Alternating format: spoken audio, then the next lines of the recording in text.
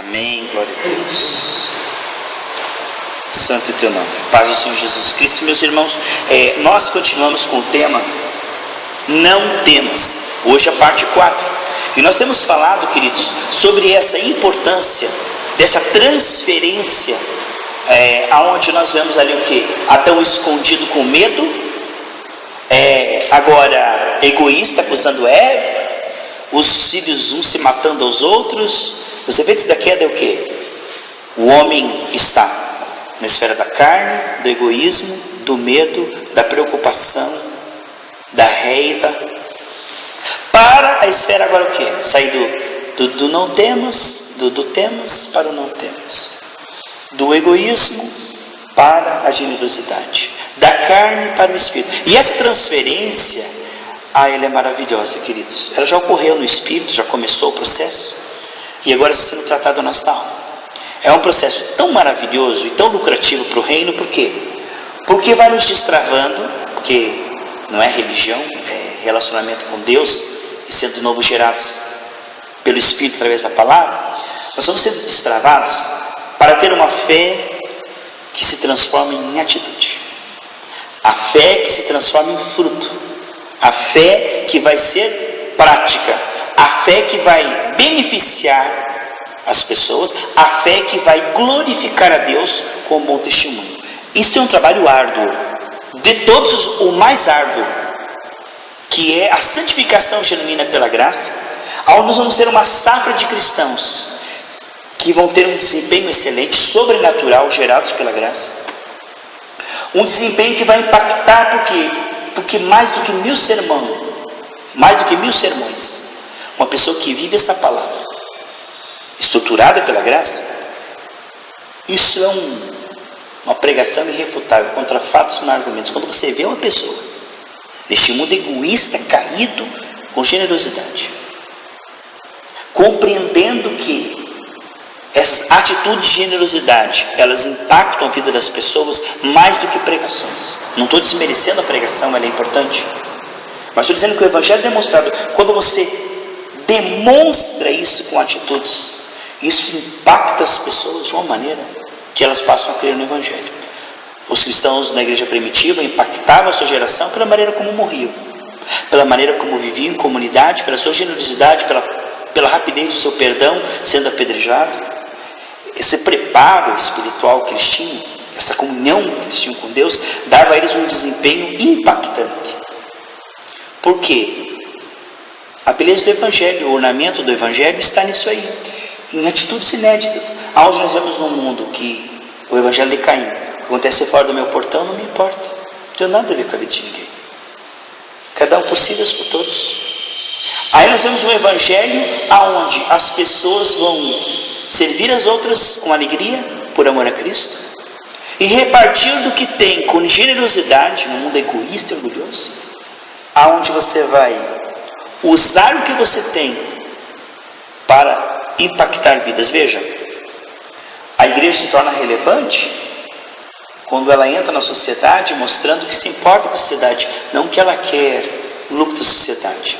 Havia uma igreja que teve uma enchente e as casas foram alagadas e destruídas, e eles se mobilizaram de ir lá lavar roupa, cuidar dos velhinhos que estavam na cama, levar cesta básica. E quando o bairro foi impactado, peraí, essa igreja se importa com o nosso bairro, ela não está aqui para tirar nosso dinheiro, ela não está aqui por motivos religiosos, é um povo que nos ama. E aí o povo foi tudo para a igreja, porque eles foram impactados com a atitude de pregar o Evangelho, lavando a roupa, cuidando da criança para a mulher poder ir trabalhar, ajudando a pintar as paredes.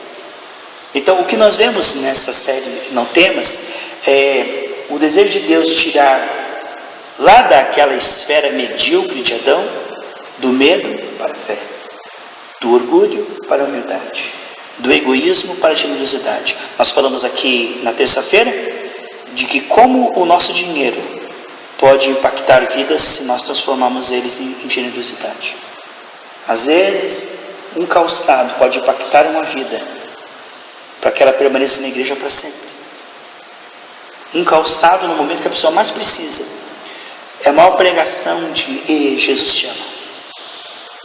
O Jesus disse: se você tiver 2 camisas e alguém não estiver precisando, dê uma, porque aquilo ali vai impactar aquela pessoa. Aquela camisa ali é um Jesus te ama tão forte, mais forte do que 10 mil pregações. Jesus te ama. É uma prova, porque o ser humano não se desfaz do que ele tem se não for milagre. O ser humano, ele é egoísta, ele quer acumular, ele pensa em si. Então quando ele pega e estende algo de si para alguém, isto é sobrenatural no mundo caído. E alguém que não vai dar retorno, não vai agradecer, não vai... Você faz aquilo por amor a Deus mesmo, pelo Evangelho, porque aquela pessoa não merece, vamos dizer entre aspas, não vai te retornar, às vezes vai te maltratar, vai te desprezar. É uma situação, se você pensar a nível humano, tolice. Você está investindo numa causa perdida. Já no Evangelho o Senhor diz: tudo que você fez a um desses pequeninos, a mim o fez, porque o Senhor se agrada da generosidade, o Senhor se agrada da misericórdia. Mas como Deus se agrada da misericórdia? Isso é o deleite de Deus, a misericórdia. Então quando a gente faz isso em primeiro lugar para Deus, porque Deus se agrada. A alegria do Senhor é a nossa força. Então quando você faz para a pessoa, chega uma hora que você se estressa, porque a pessoa não dá retorno. Mas quando você faz para a pessoa porque isso agrada a Deus, peraí, mas isso está agradando a Deus, e a alegria do Senhor é a nossa força. Quando você faz para a pessoa, chega uma hora que você fala: mas se você faz, peraí, eu estou fazendo para o Senhor e o Senhor se agrada, você vai compreender que o quê? Que o inferno inteiro se levanta. Por quê? O inferno odeia o que Deus ama, e tudo aquilo que Deus ama será o alvo principal de Satanás. Ele vai lutar contra aquilo. Se Deus deixa claro em Mateus 9,13 que Ele ama a misericórdia, o que é que mais falta nessa igreja de mais combatido? A misericórdia. Você vai ver que nada é mais combatido na igreja do que a misericórdia. Deus gosta que os irmãos leiam a Bíblia. Hoje os irmãos já não leem a Bíblia. Deus gosta que os irmãos orem, jejum, congregam. Hoje as pessoas arrumam motivo para não congregar, porque tudo aquilo que Deus gosta, o diabo vai combater. O diabo combate tudo aquilo que Deus gosta. Então, quando você se torna uma pessoa misericordiosa, você se torna o maior pregador da terra e o maior perigo para Satanás. Porque uma pessoa misericordiosa, ela revela a Deus como ninguém. Ninguém revela tanto a Deus como alguém servindo outra pessoa por amor, gratuitamente e sem retorno. Isto é o terror para Satanás. Não existe pregação maior que isso. Não existe. Então, quando você for misericordioso, é óbvio que o diabo levantará todo o joio da igreja e fora da igreja, para desestimular, desincentivar, desanimar e dizer para você: pare com isso, larga de ser bobo. Ele precisa parar você, porque você é um elemento de altíssima periculosidade. Porque a misericórdia é uma pregação e uma deleite de Deus. A misericórdia é o Evangelho assumido e demonstrado. Isso é muito forte. É o verbo se transformando em carne. Certo? É Jesus em nós sendo revelado. Então, a misericórdia, ela passa a ser tão combatida que as pessoas, se começarem a ganhar essa graça para ser fiel, elas serão um alvo predileto do inimigo. O inimigo vai focar nelas, e 10 perseguirão ela. Ela não entende por quê. Todo mundo tem folga, mas ela não tem folga. Todo mundo tem refrigério, mas ela não tem refrigério. Porque ele é bom. Eu tenho que parar essa bondade. Eu preciso parar essa bondade, porque essa bondade pode trazer conversão. Quando Daniel sofria por amor ao Evangelho, isso trouxe conversão. Quando Paulo sofreu por amor ao Evangelho na prisão, houve conversão. A maneira como nós sofremos, a maneira como nós procedemos nesses momentos críticos, ganham almas, e o diabo sabe disso. Portanto, se escandalize. Na hora que você tem que dar bom testemunho, não dê bom testemunho. Vire a mesa, brigue, xingue, fique triste, fique borrado. Por quê? Porque se você der um bom testemunho agora, você vai ter galardão e vai haver salvação de almas. Nós vemos que em toda a Bíblia, onde os cristãos eram colocados como espetáculos, José no Egito, Daniel na Babilônia, não é? Moisés diante de Faraó, Paulo diante de toda Roma, eles sofreram. Mas esse sofrimento em si todo mundo sofre, diga a verdade. Sofre na mão do capeta, sofre na mão de Deus. Só que sofrer na mão de Deus, junto com Deus, tem galardão e a glória. Sofrer pelo Evangelho é glória. Mas sofrer, todo mundo sofre. O sofrimento em si é neutro. Por quê? O sofrimento pode tornar você uma pessoa mais amarga ou mais dependente de Deus, né? Então, como uma pessoa sofre, isso aí só pela graça, vai determinar se ela é joio ou trigo, porque na hora do vamos ver é que vamos ver, meu amigo. Na hora da prova eu vou saber se a pessoa estudou ou não estudou, sabe ou não sabe. Porque todo mundo ama até que alguém pise no teu calo. Todo mundo perdoa até que alguém te ofenda. E todo mundo é generoso até que alguém te peça alguma coisa. É assim. Na hora do vamos ver, vamos ver, vamos ver. É nessa hora que, se nós estivermos preparados, vamos dar um bom testemunho. E se dermos um bom testemunho, haverá salvação de almas. O diabo sabe disso, da eficácia da misericórdia. E o diabo diz: que misericórdia, que você é bobo, estou se aproveitando de você. Que nada, para de ser bom, para de ser bobo. Não, o negócio é olho por olho, dedo por dente. O negócio é se vingar e virar mesa, é justiça. A gente não sabe lidar com misericórdia. Na verdade, nós somos quase que totalmente leigos na misericórdia. Quase que totalmente. A gente não sabe nada. Como é que a gente lida com a justiça? Justiça! A gente não sabe o que é misericórdia. A gente não sabe o que é sofrer calado. No hora do vamos ver, sofrer calado, perdoar 70 vezes 7, dar um tapa na direita, oferece à esquerda. Isso aí é bonito, é poético, é lindo. Mas na hora vamos ver quem é que está preparado. Tiago 21. Por isso, rejeitando toda a imundície e superfluidade da malícia, recebi com mansidão a palavra em vós enxertada, a qual pode salvar as vossas almas. Agora, a renovação da mente vai lidar com essas complexas e necessárias mudanças no nossa alma, para que nós consigamos pensar como Deus pensa. Porque as coisas de Deus, elas parecem loucura na hora do vamos ver. Aquilo que Deus nos pede, a gente vai, eu creio em Jesus, mas na hora de assumir o projeto dele, na hora de sofrermos, isso faz sentido.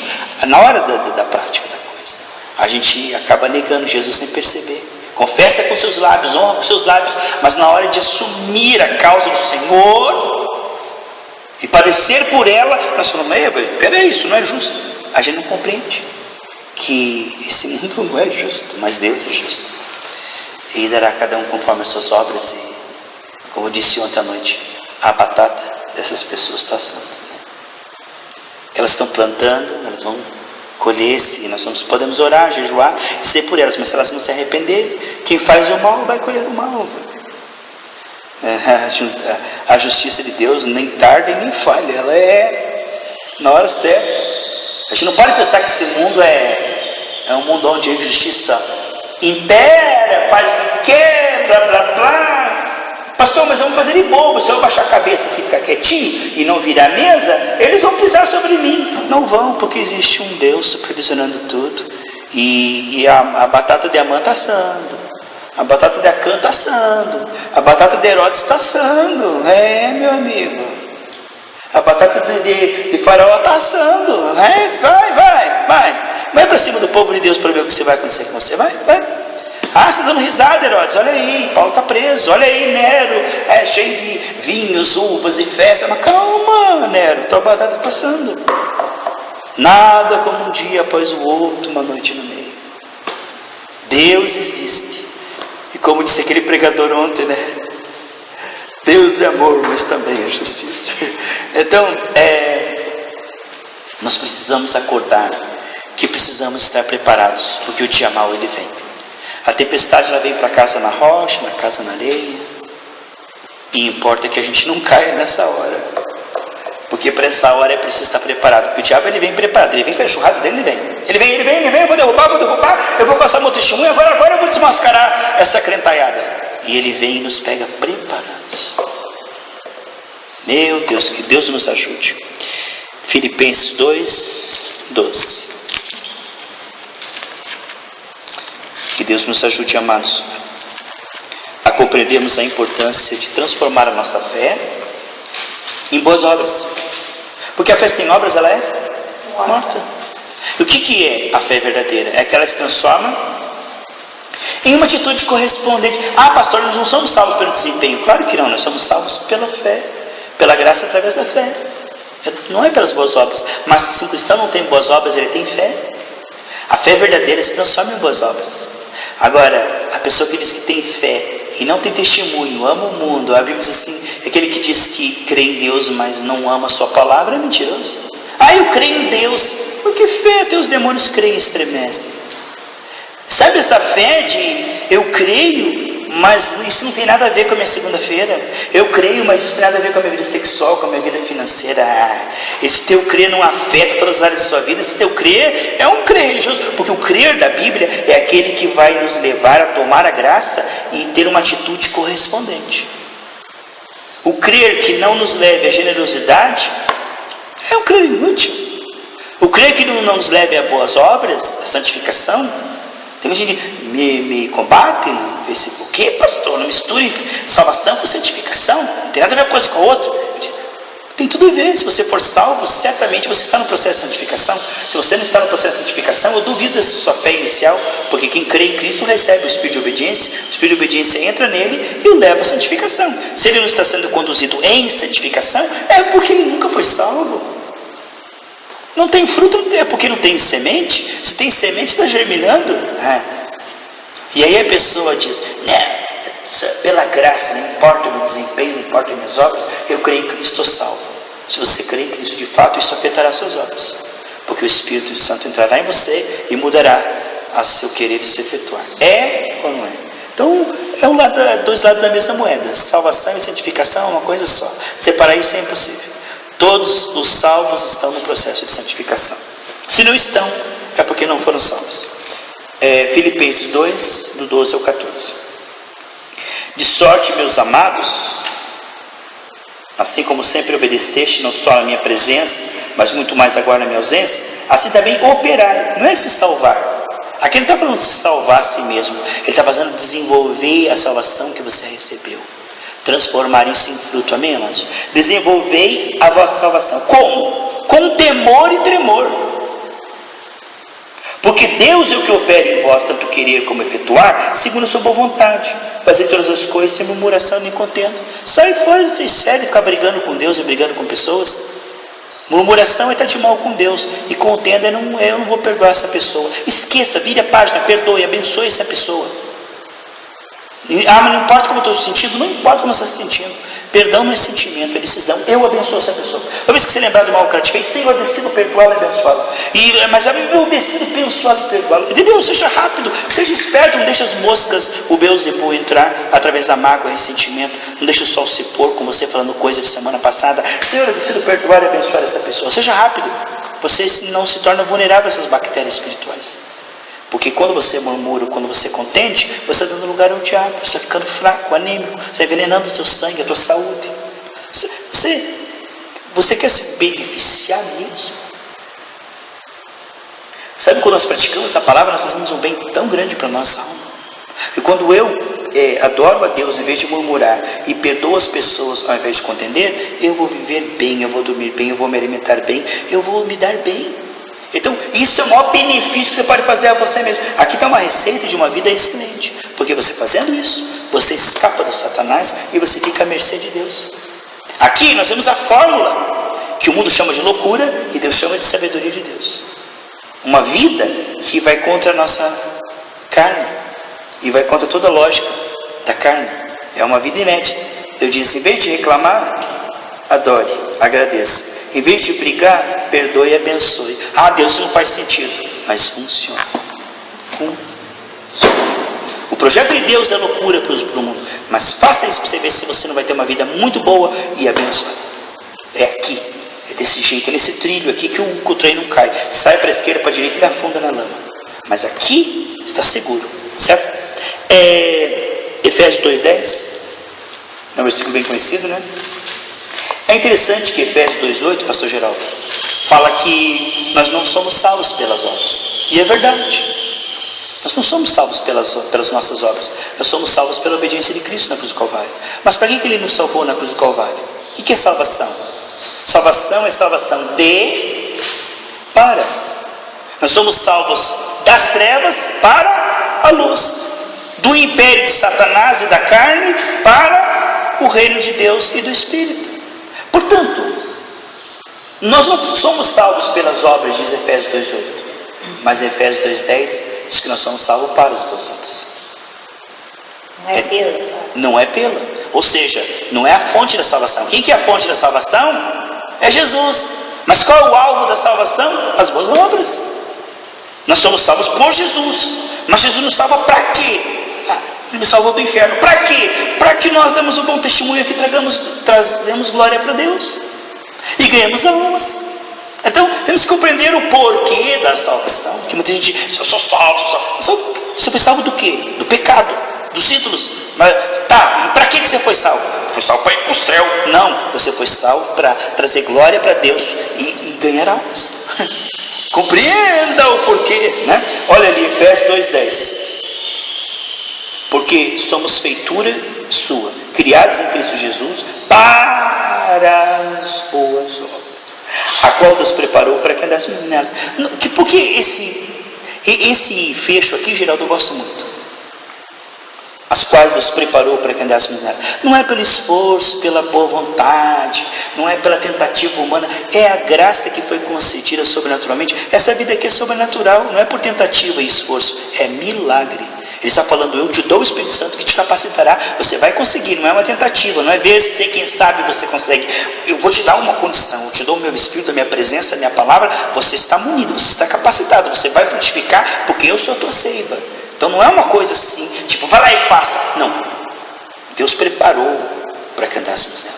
É uma coisa solidificada, preparada, organizada, munida. Sabe, você não vai assim para a guerra sem fuzil, sem condição. Você não vai tudo despreparado. Deus diz, eu vou te enviar, mas eu vou te enviar cheio do meu Espírito, capacitado, ungido, debaixo de promessa da minha bênção, da minha presença. Amém, irmãos? Então não é uma coisa frágil, mas é uma coisa muito bem organizada.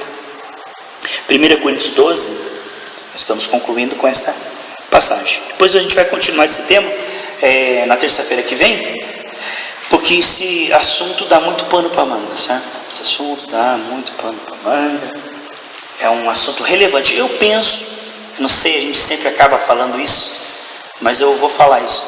Essa é uma das melhores séries que nós já tivemos. Na minha opinião, a mais relevante, mais importante de todas. Está mexendo muito comigo, porque está nos destravando para transformar a nossa fé em atitude e para com as pessoas no visível. Essa fé que não afeta a vida das pessoas, não beneficia quem está conosco. Essa fé que não ajuda ninguém, não vale nada. Eu tenho fé, mas não ajuda ninguém, não se importa com ninguém, não cura enfermo, não expulsa demônio, não ajuda o órfão, a viúva, não dá roupa para quem precisa de roupa, não dá dinheiro para quem precisa de dinheiro. Que fé que não vale nada? A fé do... Sabe, egocêntrico, vai ser um mar morto que só recebe água e não solta para ninguém. Né? Nós queremos uma fé que beneficie as pessoas à nossa volta. Amados, não importa se você sai ganhando, o que tem que sair ganhando é o reino. Então, em primeiro lugar, Deus. Em segundo lugar, as pessoas estão sofrendo. E terceiro e último, eu. Aqui que eu saio ganhando com esse evangelho aí. Não, você não tem que sair ganhando, o que tem que sair ganhando é glória para Deus, meu amigo. Se tinha que sofrer, não importa. Tinha que morrer, não importa. Tinha que perder dinheiro, não importa. O que importa é que Deus seja glorificado, as almas sejam salvas. Isso que importa. Mas o que eu estou ganhando com isso? Já ganhou a salvação. Cala a boca aí. Ainda tem galardão. Mas fica quieto. Para de ficar reinando aí. Você tem que reinar em Cristo. Cristo tem que reinar em você. Então hoje, evangelho, o que eu ganho com isso? Acorda, rapaz. Acorda, meu amigo. Você não precisa do universo, não. O evangelho deve ser lucro para o reino. O evangelho deve ser lucro para quem está sofrendo, quem está nesse momento gemendo. Nós somos devedores a essas pessoas. Nós somos devedores a quem está passando fome agora. Nós somos devedores a quem está nesse momento. Amados, quantas pessoas são humilhadas às vezes por uma conta de luz cortada. E Jesus te ama e é pagar aquela luz. Mas meu irmão, Jesus te ama e a barriga do irmão roncando e Deus te abençoe, tchau. Que fé é essa, meu fariseu? Dá o Jesus te ama e dá o 50 para ele comprar a cesta básica. Isso que nós... Porque a fé sem obras é morta. Essa fé que fecha a mão no momento que o irmão mais precisa, essa fé de demônios. Porque essa fé tem que se transformar em boas obras, ou não é fé bíblica, é fé religiosa. Porque a fé religiosa ela é boa no sermão, ela é boa no blá blá blá, mas na hora de ajudar as pessoas, ela se omite dizendo, não posso, sabe? Eu tenho que guardar porque quem sabe na minha velhice eu posso precisar desse dinheiro, né? Entende? Eu tenho 14 camisas, mas você sabe, elas podem desgastar, então eu preciso sempre variar. Então não importa se aquele está sem camisa, é minha fé que eu preciso ter mais 28 camisas, porque eu tenho a bênção da prosperidade. Então é uma coisa meio doida, sabe? Uma coisa meio doida, esse evangelho é doido, não é o evangelho do Senhor Jesus. Que ele disse, né, que aquele jovem rico lá, Jesus chamou ele para repartir o que ele tinha com os pobres, né? E aí um pregador de prosperidade falou assim, olha, e se ele repartisse, ele teria 10 vezes mais. Não é isso que Jesus estava falando. Não é isso que Jesus estava falando. Jesus estava falando que o que ele tinha, sabe, com a bênção de Deus, era bênção e podia ajudar muita gente. E aquele estava falando, se ele ouvisse que Jesus desse, olha, Jesus ia dar 100 vezes, aí ele fica muito mais rico, né? Mas não é isso que Jesus estava falando. Estou falando aqui contra a prosperidade. Jesus podia até dar mais 100 vezes, mas não é essa a ênfase.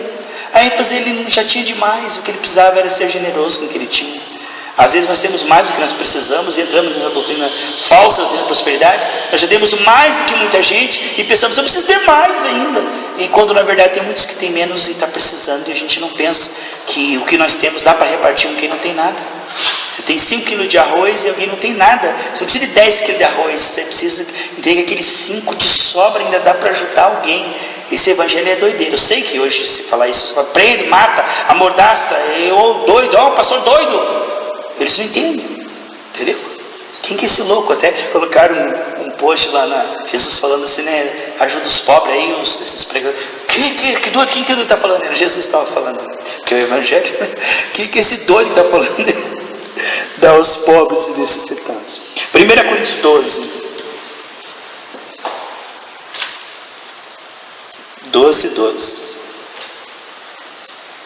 Porque assim como o corpo é um e tem muitos membros, e todos os membros sendo muitos são só corpo, assim é Cristo também.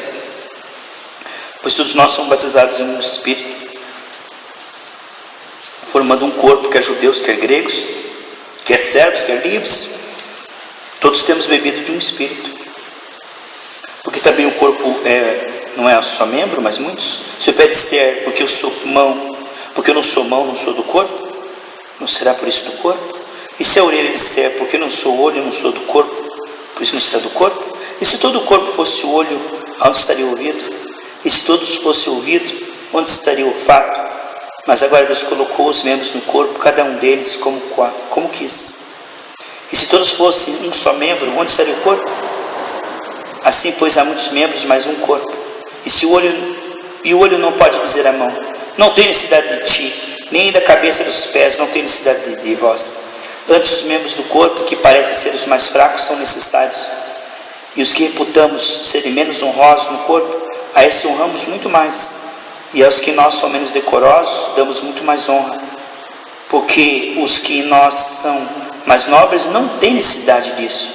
Mas Deus assim formou o corpo, dando muito mais honra ao que tinha falta dela, para que não haja divisão no corpo, mas antes tenham os membros igual cuidado uns dos outros. Devemos compreender essa compreensão espiritual, sobrenatural,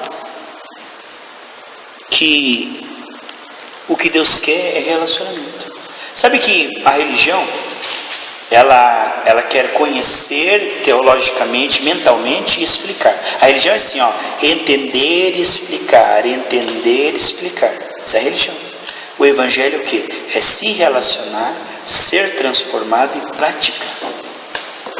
Por isso a Bíblia diz, não vos enganeis com falsos discursos, enganando a vós mesmos, a sua fé sem obras ela é morta. O que você está falando? O verdadeiro evangelho, ele é relacional para relacional. Isso é tremendo. Ou seja, você não vai entender a Bíblia sem se relacionar com Deus. Você só vai compreender através do relacionamento. Sabe como é que você interpreta a Bíblia? Isso aqui é destravado, o mistério, o enigma da Bíblia, somente através do relacionamento com Deus e com os santos. Ou seja, o verdadeiro conhecimento, ele é relacional, não é intelectual, ele é relacional. Só se relacionando com Deus é que eu vou entender. E só aplicando isso em relacionamentos é que eu vou entender também. Então eu me relaciono com Deus, sou transformado para me relacionar com pessoas e praticar aquilo. Isso é o verdadeiro evangelho. É relacional visando melhoria no relacional. Eu me relaciono com Deus visando ser generoso com as pessoas, perdoar as pessoas, renunciar à tentação. Eu estou sendo preparado para, a Bíblia diz lá em João 10:10, entrará e sairá e encontrará pastagem. O que é isso, entrará? Entrará é a tua comunhão com Deus, a oração, o jejum, é monte. Não é assim? Olha só, é 10:9, né? É 10:9, né? Então veja só. O que nós vemos é o que? Esse entrará e sairá. 10:9, né? O que é esse entrar e sair? Você entra na presença do Senhor, contempla a sua glória e é transformado, não é assim? E quando você sai, você revela melhor o Senhor e dá um testemunho melhor diante das pessoas. Esse entrar fala do seu relacionamento com Deus, adoração. E esse sair fala, sair preparado para exercitar o que? Misericórdia pela graça. Mais preparado, mais ungido, mais transformado, mais destravado, para ter atitudes de fé, para ter atitudes de amor na prática. Boa essa palavra, né, amados, que nós ouvimos hoje. Vamos guardar no coração que ela venha frutificar em nome de Jesus.